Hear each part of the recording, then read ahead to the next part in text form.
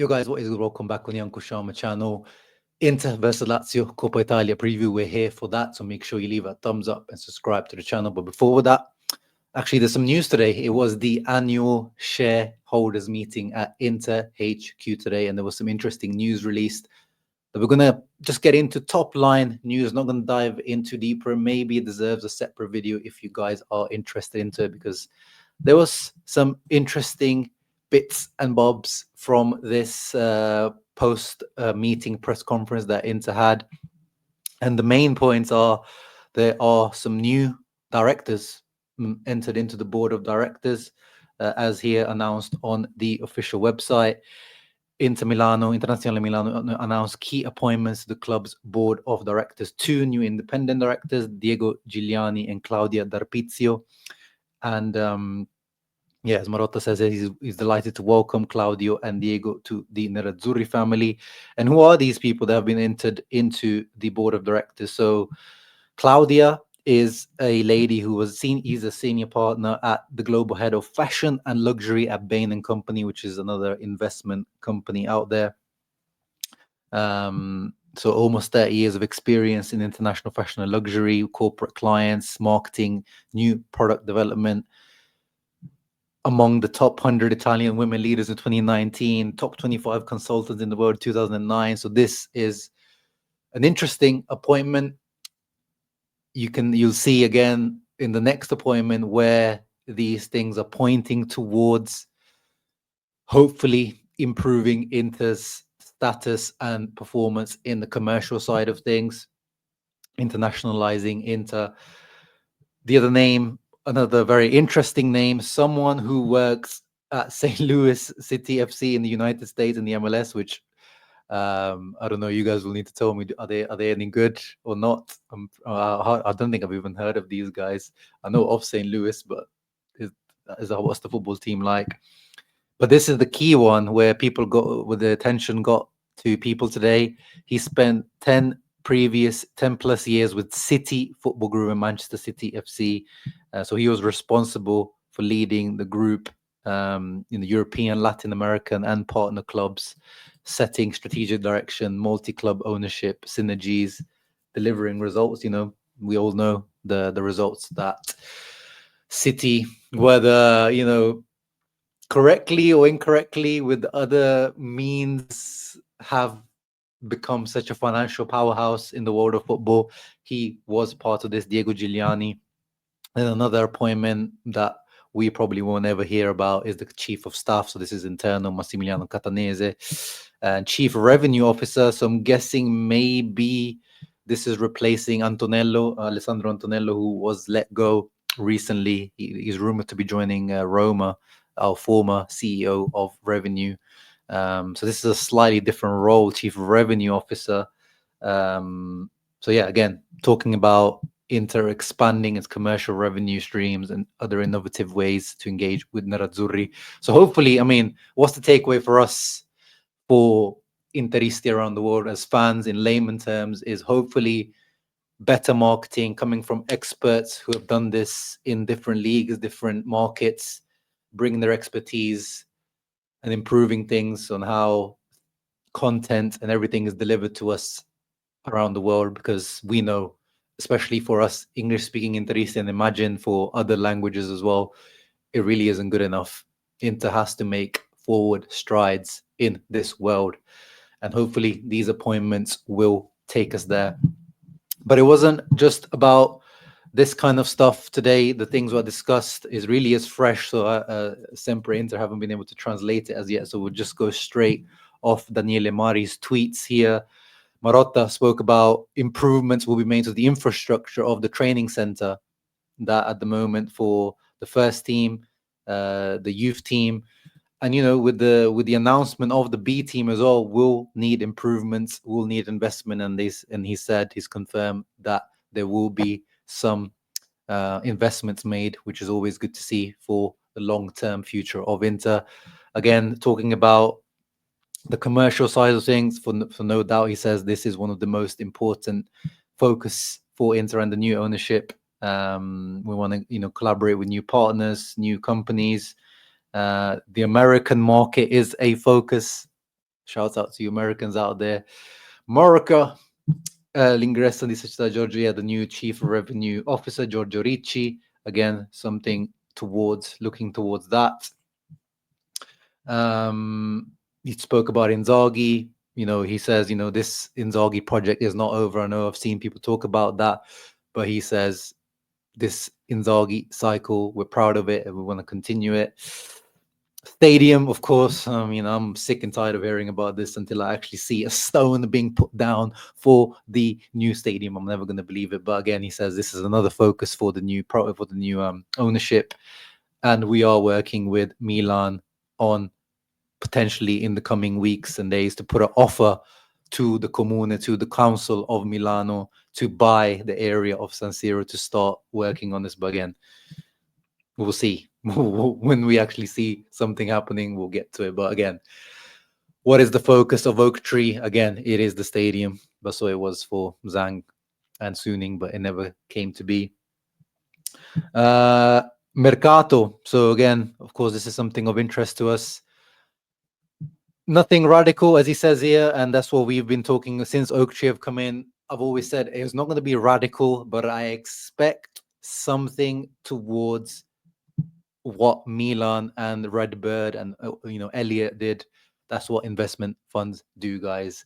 And here, he says we have made objective investments, but we want to return now. We know that we've been working with a slightly different model, especially last few seasons, going towards free transfers with higher wages, very little resale or no resale value.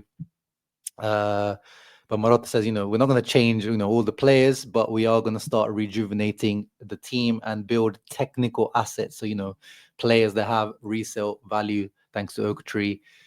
So I've been saying for many, many weeks and months now, prepare for a summer that's slightly different. Nothing, it's not groundbreaking. It's not going to be like, just buying 18, 19-year-olds like Thomas Palacios. It's going to be a good mix, but definitely, I think, in my opinion, less Dzekos, Mkhitaryan's, Taremis, and more 20, 25 million euro players that might be on, have 1.5, 3, 4 million euro wages max.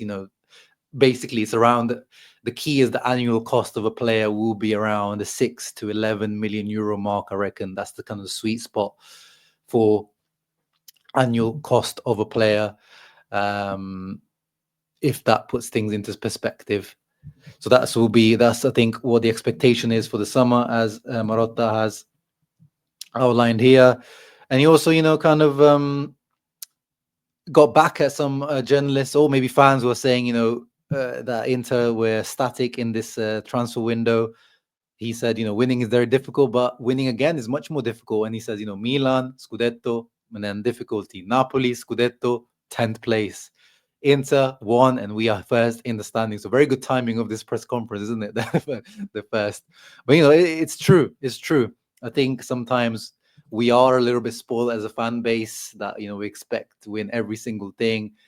But with this minimal budget, we are still in the Champions League, only Italian club, still in Coppa Italia, first in the league now.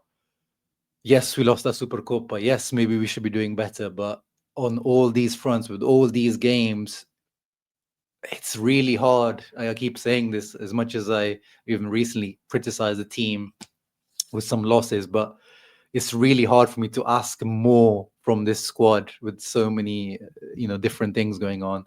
But at the end of the season, of course, the Scudetto really has to be delivered.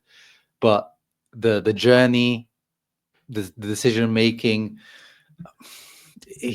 we'll get to the end of the season. We can judge it, of course, with hindsight. We'll judge it, but Marotta just kind of defending himself and the work of the team for now. And yeah, here is the confirmation, official official confirmation from Marotta. They haven't got a name yet for the B team, but we will have a B team, and we will play at the Monza Stadium, which is not too far from Milano. So those rumors were true. And yeah, they're evaluating, the team, the players that will be there, who will be leading the team, who will be the coach. Interesting to see that. I'm throwing some names out there. You guys let me know what you think for this B team, and you comment down below some of your name suggestions. Inter, Nova. So Latin twist on nuova, which is new, into new, into evo or into evolution. And what was the other one? I had another one. I tweeted it out. Let me just find it here. Into vision. You know, I'm in marketing. Sometimes I have to think of these types of things. You like, guys, let me know which one, if you like any of them. I'm mad that Milan Futuro, like Milan's one, is a good one, and Juve Next Gen, that's a good one as well. So let's see what they actually come out with, whether we'll have a different logo or not, I don't know. But yeah, that's that. Now let's get to football. Tomorrow's prediction or predicted lineup for the Lazio game. This is Fabrizio Biazin, who is a pretty reliable journalist with insider info at Inter. Obviously, we know Pep Martinez will continue in goal. I'm surprised to see Pavard, because I have seen lineups with Bisek there, but Bisek has been moved in this lineup. He's at left centre back with the right coming back in. Ahead of the Napoli game, honestly, I mean, I've talked about it after the win against Genoa the other day. I honestly would just rotate completely, even put out some Primavera players, because that is the most important. I know we keep saying that about games, but this is really, you know, a winner takes all type of game with, yes, still 13, 12 games left in the season. It's not be all or end all, but massive signal. Winner will have a massive boost, and the loser will have a big blow right in the guts. So for me, having the players rested, not risking any injuries ahead of that Napoli game, away at Napoli as well, remember, is key. This Coppa Italia is just, yes, it can be a cherry on top of the cake. Yes, it could even, you know, if we end up having a trophy-less season instead of no Scudetto, no Champions League, I guess Coppa Italia is something to try and win. But to me, honestly, it really isn't that important. I know some people would disagree with me that we should try to win everything, but we saw some of these players, like seeing Mickey in this lineup, he looked absolutely finished against Genoa. He looked every single year of his 36 years of age. Or is he 37? Di Marco has been bang off form. He doesn't look physically fit still, but Zalewski today was announced that he's injured for at least a couple of weeks or even 3 weeks. So Di Marco kind of has to, but maybe Carlos Augusto could play. Initially, I saw Hakan here, but I'm happy to see Aslani in there and Zielinski. Zielinski has to start regardless. Unfortunately, Frattesi, bad timing. He's apparently carrying He's always like, with the Frattesi, he's never like a proper injury. He's always like this little knock where he's in training, but like feeling pain. He's had that maybe a couple of times already this season, if I remember correctly.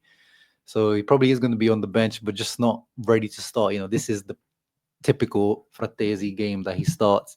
And Darmian coming in, I think this is good to rest Dumfries. He looked awful against Genoa as well, so that's good. But at least I'm seeing full rotation up front. Obviously, Correa got injured, but apparently it's not that serious. Thuram is still out injured. Taremi, Arnautovic, this is their moment to step up. Honestly, even if we're losing, I wouldn't even roll out Lautaro for this one. I'm really not going to lose sleep if we lose this game.